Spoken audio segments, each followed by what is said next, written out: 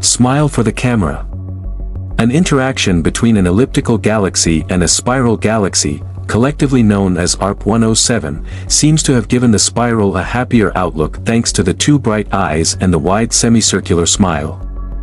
The region has been observed before in infrared by NASA Spitzer Space Telescope in 2005, however NASA James Webb Space Telescope displays it in much higher resolution.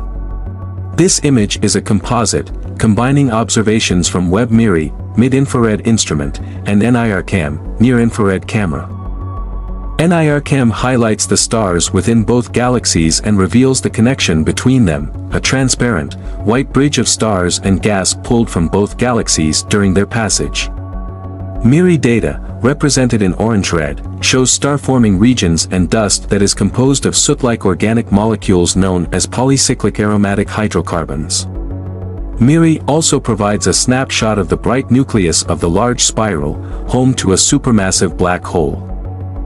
The spiral galaxy is classified as a Seyfert galaxy, one of the two largest groups of active galaxies, along with galaxies that host quasars.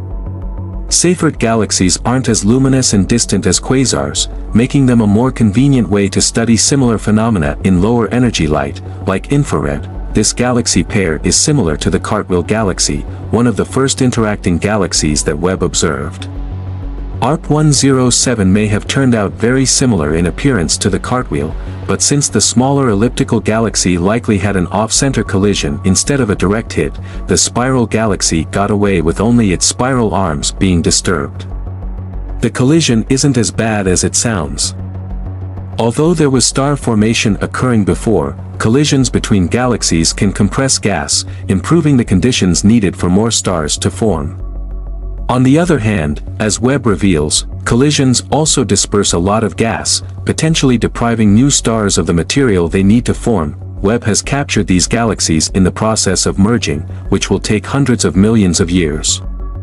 As the two galaxies rebuild after the chaos of their collision, ARP-107 may lose its smile, but it will inevitably turn into something just as interesting for future astronomers to study. ARP-107 is located 465 million light-years from Earth in the constellation Leo Minor.